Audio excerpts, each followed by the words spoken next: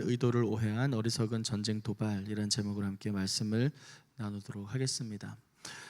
다윗이 왕으로 세워진 이후에 계속해서 승승장구하면서 또 위로와 또 은총을 베푸는 그런 선한 왕의 모습, 또 막강한 군사력을 지닌 다윗 왕으로서의 모습을 계속 기록하고 있는 모습을 보고 있는데요. 오늘은 특별히 아람 연합군 아람 암몬과의 전쟁에서의 승리의 모습을 기록하고 있는 장면을 함께 읽었습니다. 오늘 본문이 1절에서 19절까지 꽤 긴데요. 오늘 본문은 크게 두 단락으로 나눌 수가 있습니다. 첫 번째 단락은 1절에서 5절까지의 말씀이고요. 사절단을 모욕한 한운과 또 그 암몬 귀족들에 대해서 기록하고 있습니다. 두 번째 단락은 6절에서 19절 마지막까지고요. 암몬과의 전쟁에 대한 승리에 대한 기록을 담고 있습니다. 먼저 첫 번째 단락부터 함께 살펴보도록 하겠습니다. 암몬 자손의 왕이 죽고 새로운 아들 한운이 그 뒤를 이어서 왕이 됐다는 소식을 전하며 이제 글은 시작이 됩니다. 그러자 이제 다윗은 아주 좋은 마음으로 그들에게 사절단을 보내서 그 은혜를 갚는 그 모습을 보여주고 있죠. 그런데 거기에 대한 이 암몬 귀족들, 당시의 정세계를 이끌고 있던 그 사람들의 반응이 매우 독특합니다. 7절에 3절 말씀을 함께 같이 읽겠습니다. 3절 말씀입니다. 암몬 귀족들이 자기들의 주 한운에게 말했습니다. 다윗이 에도의 뜻을 전한다고 왕께 보낸 사람을 보낸 것이 왕의 부친을 존경해서 그러는 것이라고 생각하십니까? 그가 성을 탐색하고 정찰에 손에 넣으려고 저들을 보낸 것 아니겠습니까? 뒤에 이어서 나오는 이제 모든 전쟁의 시작이 바로 이 모함에서부터 시작이 됩니다. 사람의 생각으로 말미암아, 잘못된 생각으로 말미암아 끔찍한 살육이 일어나는 장면이 이제 뒤에서 이어집니다. 우리가 읽었던 것처럼 두 번째 단락에는 어떠한 피해가 있는지를 기록하고 있는데요. 아람 전차를 탄 사람 700명과 기마병 4만 명이 죽어나가는, 정말 수많은 사람들이 죽어나가는 전쟁의 결과를 가져오게 된 것, 그것의 시작이 무엇인가? 바로 우리가 읽은 이 3절 말씀입니다. 에도의 뜻을 전한다고 왕께 보낸 사람이 정말 왕의 부친을 존경해서 그러는 줄 아느냐? 다윗의 마음을 곡해를 하더라도 너무 심하게 곡했을 뿐만 아니라 그 의도를 잘못 파악한 것이죠. 왜 이 암몬 귀족들은 이러한 시각을 가질 수밖에 없었는가? 당시 그들에게 마음속에는 하나님에 대한 인식이 전혀 없이 그저 눈앞에 보이는 권력과 권세를 쥐기 위한 암투와 그런 모든 모의와 조작들, 그러한 세상 속의 가치관 속에 갇혀있는 그들의 삶 가운데 그들은 전혀 다윗의 진심을 바르게 바라보지 못했습니다. 그들의 눈앞에 있는 것은 그것이 음모가 아닌지, 거기에 어떤 의도가 있는 것은 아닌지, 저 뒤에 무슨 꿍꿍이가 있는 것은 아닌지 삐딱하게 바라보며 다윗의 그 마음을 왜곡한 것이죠. 그래서 그들의 마음을 그대로 그들이 모시고 있는 한운이라는 왕에게 전합니다. 문제는 이 한운 또한 그 왕 암몬 귀족들의 말을 그대로 받아들여서 그럴 수 있다, 그래, 정말 존경해서 하는 것이 아니라 뭔가 의도가 있을 것이니 내가 저들을 그만두면 안 되겠다 해서 정말 어처구니 없는 일을 저지르게 됩니다. 그게 4절 말씀에 기록되어 있는데요. 4절 말씀을 같이 읽어보겠습니다. 그러자 한운은 다윗이 보낸 사람들을 붙잡아 하나같이 수염을 절반씩 깎고 겉옷을 엉덩이 중간까지 잘라 되돌려 보냈습니다. 수치스러운 일을 당하게 합니다. 부끄러운 일을 당하게 합니다. 당시 사절단은 왕을 대표해서 간 사람들입니다. 즉 왕을 모욕한 것이나 마찬가지인 이 수치스러운 일을 보이고 그들을 욕보인 후에 그들을 다시 되돌려 보냅니다. 다윗 왕을 업신여긴 것이죠. 그리고 다윗 왕의 그 선한 마음을 그대로 받아들이지 못하고 오히려 더 안 좋은 상황 속으로 치닫게 되는 것입니다. 사랑하는 성도 여러분, 한 사람의 어떤 사람의 선한 의도를 곡해하는 것은 우리 모습 속에서도 얼마든지 발견할 수 있습니다.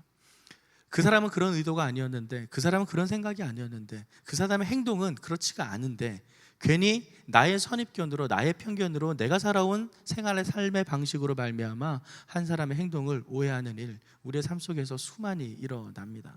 교회 안에서도 마찬가지입니다. 사역을 할 때, 일을 할 때, 사람들의 관계 속에서 그 사람은 전혀 그런 의도가 없었는데 괜히 그런 말을 함으로 인해서 오해를 하게 되고, 그 오해가 불신을 쌓게 되고, 그 불신이 공동체의 분열과 갈등을 일으키는 일, 정말 우리는 많이 경험하게 됩니다. 말과 행동 속에서 우리가 바라봐야 할 것은 그 행동에 나타난 순수함을 우리는 온전히 바라봐야 될 줄 믿습니다. 그 사람의 의도가 어떠했는지, 그 사람의 생각이 어땠는지, 그렇게 그 내면 속에 어떻게 파악한다는 것은 우리 인간으로서는 불가능한 일입니다. 우리가 바라보고 생각해야 될 바는 오직 하나님의 마음으로 온전히 바라봐야 될 줄 믿습니다. 저 사람이 어떤 생각을 갖고 있었는지, 저 사람이 왜 저런 말을 하는지, 저 사람이 저렇게 생각하는 게 무슨 의도가 있는 것이 아닐까? 저 사람이 저렇게 말하는 건 어떤 정치적인 모략이 있는 것이 아닐까? 라는 모든 생각들은 하나님에게서부터 온 생각이 아니라 사단으로부터 온 생각인 줄 믿습니다. 우리 인간은 악한 생각을 하는 것이 우리의 본성입니다. 선한 생각이 있다면 그것은 모두 다 하나님으로부터 말미암는 은총입니다. 우리가 누군가의 행동과 말을, 생각을 듣고 거기에 대해서 다른, 그 행동의 순수한 모습이 아닌 다른 생각을 하게 된다면 그 모든 것은 내 자신 안에 있는 죄악으로부터 말미암는 것입니다. 그렇기에 오늘 우리가 읽은 말씀처럼 암몬 귀족들이나 한운과 같이 다윗의 그 선한 의도를 간과한 채 그저 자신들의 눈에 보기 좋은 대로, 자기들이 해석하고 싶은 대로, 자기들이 곡해하고 싶은 대로 해석하는 것은 결국 패망의 길에 이르게 된다라는 것을 우리는 확인할 수 있습니다. 사랑하는 성도 여러분, 우리의 삶 속에서 우리가 대하는 모든 사람들에게 그들의 마음을 순수하게 받아들이는 저와 여러분의 삶이 되기를 간절히 소망합니다. 물론 그것으로 인해서 손해를 입을지언정, 내가 피해를 입을지언정, 그러한 손해와 피해는 분명 하나님께서 갚아주실 줄 믿습니다. 우리가 마땅히 해야 될 바는 예수님께서 우리에게 전하신 것처럼 하나님을 사랑하고 이웃을 사랑하는 그 마음을 온전히 지켜 나아가는 것입니다. 제가 선교사 훈련을 받을 때 중국에서 선교사님께서 저에게 이런 것을 먼저 가르쳐 주셨습니다. 맨 처음에 중국인들을 대할 때 어떻게 대하느냐, 뭐 사랑해야죠, 뭐 이야기를 해야죠, 이렇게 저는 아주 평범한 대답을 했었죠. 그런데 만약에 너에게 이 하얀색 바둑알을 가지고 중국 사람이 너한테 와서 이 하얀색 바둑알이 검정색이다, 그럼 넌 어떻게 말할 거냐? 아, 이건 검정색이 아니라 하얀색입니다 라고 가르쳐 줘야죠.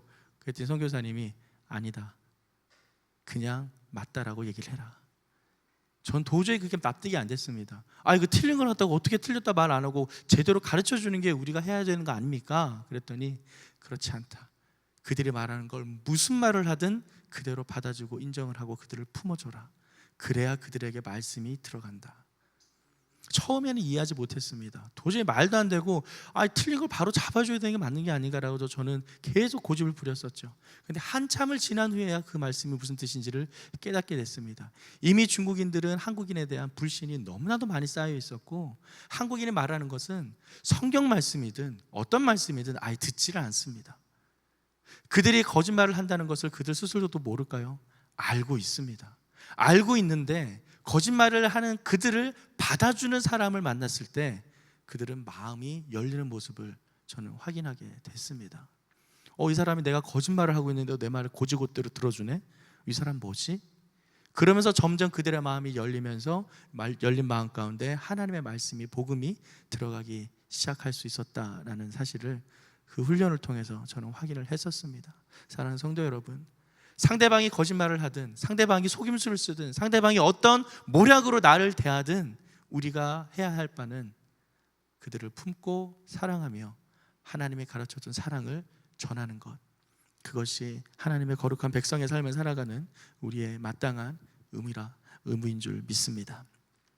두 번째 단락을 함께 살펴보겠습니다. 두 번째 단락에서는 그렇게 이제 다윗이 수치를 당했다는 것을 이제 알게 됐다는 것을 이제 암몬 자손들도 모두 다 알게 됩니다. 그래서 미움을 사게 된 것을 깨닫고 그들은 보병을 준비해서 전쟁을 준비하게 되죠. 6절 말씀에 보면 보병을 고용하고 또 마아가 왕에게 1000명, 돕졸신 12,000명을 고용하는 모습을 확인할 수 있습니다. 암몬과 아람 연합군이 결성되는 것이죠. 이 소식을 들은 다윗 또한 군대를 결성을 합니다. 7절 말씀에 다윗이 이 소식을 듣고 용사들을 구성해서 온 군대를 요압과 함께 내보냈다라고 이야기를 합니다. 그리고 각각 진을 치고 이제 전쟁에 준비를 합니다. 이런 모든 전쟁 가운데 지금 요압 왕이 정말 잘했던 것이 있습니다. 11절과 12절 말씀을 함께 읽겠습니다. 11절 12절 말씀입니다. 그리고 요압이 말했습니다. 아람 사람들이 너무 강하면 내가 나를 구하러 와라. 그러나 암몬 사람들이 너무 강하면 내가 너를 구하러 가겠다. 용기를 내라. 우리 백성들과 우리 하나님의 성들을 위해 용감하게 싸우자. 여호와께서 좋게 여기시는 대로 행하실 것이다. 요압이 자기 아들, 자기의 동생 아비새와 함께 전쟁에 나갔을 때 부탁을 합니다. 전쟁에서 싸우다가 네가 상대하는 적군이 더 강한 것 같으면은 내가 너를 가서 도와주겠다. 근데 만약에 네가 싸우는 적군이 내가 싸우는 적군이 더 강하면은 네가 나를 와서 좀 도와다오. 그러한 아주 간단한 전략 회의만 하고 더 이상 세세한 이야기를 하지 않습니다. 그리고 오히려 마지막 12절에 용기를 내라고 이야기를 하며 여호와께서 좋게 여기시는 대로 행하실 것이다 라며 이 전쟁이 마치 자기들이 맞서 싸워야 하는 전쟁임에도 불구하고 이것은 마치 자기들에게 소관이 없는, 주관이 없는 것처럼 마치 제3인칭 시점처럼 객관적으로 이야기를 하는 모습을 보여줍니다. 너무 평범합니다. 대군이 쳐들어와서 붙어야 되는 상황에서 전략 전술이 너무나도 허술합니다. 딱 봤을 때 이걸로 싸워서 이길 수 있겠어? 그 사람들이 싸움을 지고 있는지 이기고 있는지 그걸 딱 보고 내가 좀 질 것 같으니까 네가 와서 날 도와줘. 네가 질 것 같으니까 내가 가서 도와줄게. 너무나도 간단한 전술입니다. 이런 전술로 전쟁을 한다면 정말 이길 수가 있을까요?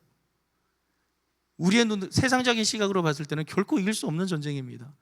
정말 허술하게 짝이 없는 용감한 사람들이 모이긴 모였는데 너무나 단순한 전략으로 전쟁에 임하고 있습니다. 하지만 12절 말씀처럼 그가 진정으로 붙잡았던 것은 그러한 전략 전술이 아니었음을 우리는 보게 됩니다. 바로 그가 붙잡았던 것은 여호와께서 좋게 여기시는 대로 행하실 것이다 라는 하나님께 이 전쟁의 승패가 갈려있음을 그는 똑똑히 보았습니다. 결과는 어떤가요? 그들은 칼 한 번, 창 한 번 쓰지 않고 전쟁에서 승리하게 됩니다. 왜요? 13절과 14절 말씀을 함께 읽겠습니다. 그러고 나서 요압과 그의 부대가 아람 사람들과 싸우기 위해 진군하자 그들은 그 앞에서 도망쳐 버렸습니다. 아람 사람들이 도망치는 것을 본 암몬 자손도 아비새 앞에서 도망쳐 들어가 버렸습니다. 그러자 요압은 암몬 자손과의 싸움을 멈추고 예루살렘으로 돌아왔습니다. 칼 한 번 쓰지 않았습니다. 활 한 번 쏘지 않았습니다. 창 한 번 쓰지 않고 전쟁에서 승리합니다. 어떻게 해요? 그 모습을 보자 그들은 도망갑니다. 도망가는 자기 편의 모습을 보자 또 상대방도 도망갑니다. 암몬 자손들, 아람 사람들 그리고 암몬 자손들 모두가 그저 겁에 질려 도망가게 됩니다. 요압이 이 결과를 알았는지 몰랐는지는 우리는 알 수 없습니다. 중요한 것은 요압이 이 모든 전쟁의 승패를 칼과 창에 있는 것이 아닌 하나님께 있음을 명확하게 알고 있었다라는 사실입니다. 그것을 전쟁이 끝난 마지막 장면에서도 우리는 확인할 수 있습니다. 그는 도망치는 자들을 쫓아가서 쳐 죽이지 않았습니다. 어떻게 했죠? 우리가 읽은 14절 마지막 말씀에 보면 그러자 요압은 암몬 자손과의 싸움을 멈추고 예루살렘으로 돌아왔습니다. 그 이상의 전리품을 획득하고자 그들에게 어떤 승리의 결과를 더 만들고자 애쓰지 않았습니다. 도망가는 적군들의 모습을 보면 아싸 내가 이겼구나 저들이 겁에 먹었구나 싶어서 낼름 쫓아가서 몇 명이라도 더 죽여서 전쟁의 결과를 더 크게 만들고 싶어 하는 것이 인간의 욕심인데 요압은 그러지 않았습니다. 아비새는 그러지 않았습니다. 그저 도망치는 적군들을 바라보자 우리가 이겼군 하고 돌아왔습니다. 사랑하는 성도 여러분, 사람의 욕심의 마음 가운데 있는 것들이 어떻게 절제되어야 되는지를 우리는 오늘 본문 말씀을 통해 확인할 수 있습니다.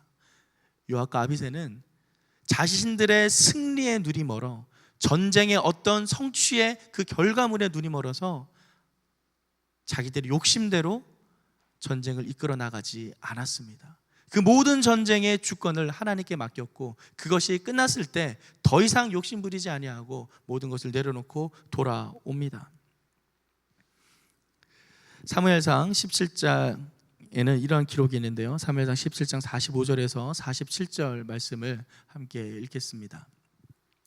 다윗이 블레셋 사람에게 이르되 너는 칼과 창과 단창으로 내게 나아오거니와 나는 만군의 여호와의 이름 곧 내가 모욕하는 이스라엘 군대의 하나님의 이름으로 내게 나아가노라. 오늘 여호와께서 너를 내 손에 넘기시리니 내가 너를 쳐서 내 목을 베고 블레셋 군대의 시체를 오늘 공중의 새와 땅의 들짐승에게 주어 온 땅으로 이스라엘의 하나님이 계신 줄 알게 하겠고 또 여호와의 구원하심이 칼과 창에 있지 아니함을 이 무리에게 알게 하리라. 전쟁은 여호와에 속한 것인즉 그가 너희를 우리 손에 넘기시리라. 아멘. 여호와의 구원하심이 칼과 창에 있지 아니함을 이 무리에게 알리고 또한 전쟁은 어디에 속했다고요? 하나님께, 여호와 하나님께 속했다는 것을 알게 한다. 이것이 다윗이 우리가 너무나 잘 아는 블레셋 장군 골리앗을 대했을 때 했던 말입니다. 다윗의 이 고백이 지금 요압과 아비새에게도 계속 이어지고 있습니다. 한 지도자의 영성은 곧 그 공동체 전체의 영성을 대변한다고 할 수 있습니다. 다윗은 그와 함께 했던 모든 백성들에게 자신이 경험한 하나님을 온전히 전했습니다. 그가 경험한 하나님이 무엇인가요? 칼과 창으로 전쟁을 승리하는 하나님이 아니라 하나님께 달려있는, 하나님께서 이 전쟁을 주관한다는 그 사실을 그는 삶을 통해서 배웠고 골리앗 장수를 쓰러질 때부터 이미 그는 이 사실을 알고 하나님만을 붙잡았다라는 것입니다.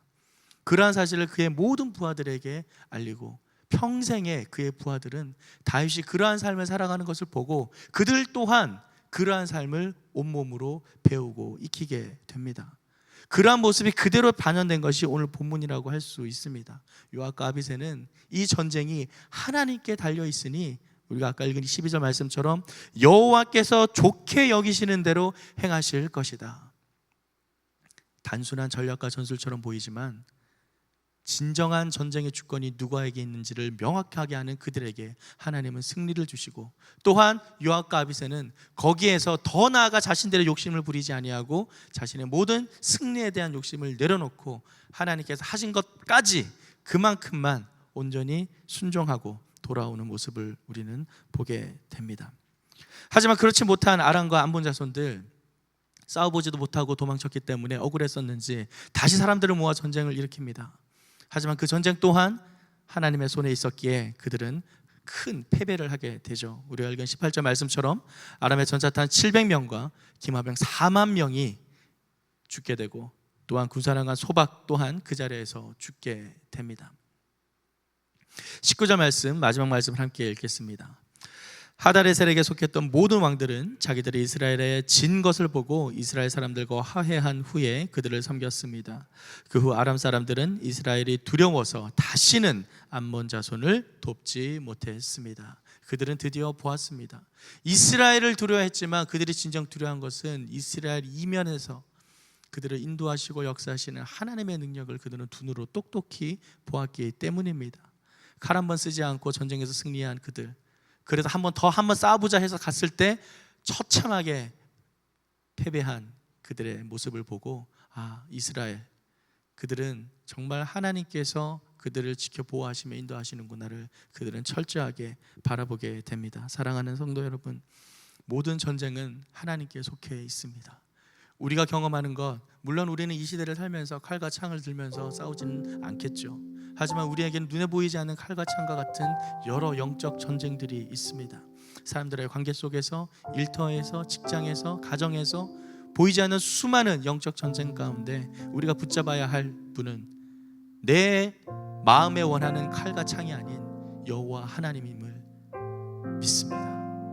하나님께 온전히 붙어 있을 때 우리는 하나님께서 주시는 전쟁의 결과, 놀라운 하늘의 평안을 경험하게 될 줄 믿습니다. 전쟁은 우리 손에 있는 것이 아닙니다. 전쟁은 칼과 창에 있는 것이 아닙니다. 오직 여호와 하나님, 생사와 복을 주관하시는 창조주 하나님께 있음을 믿음으로 더욱더 주님 앞에 붙어 있고 그 안에 살아가기를 소망하는 저와 여러분의 삶이 되기를 간절히 축원합니다. 이 시간 함께 기도하겠습니다.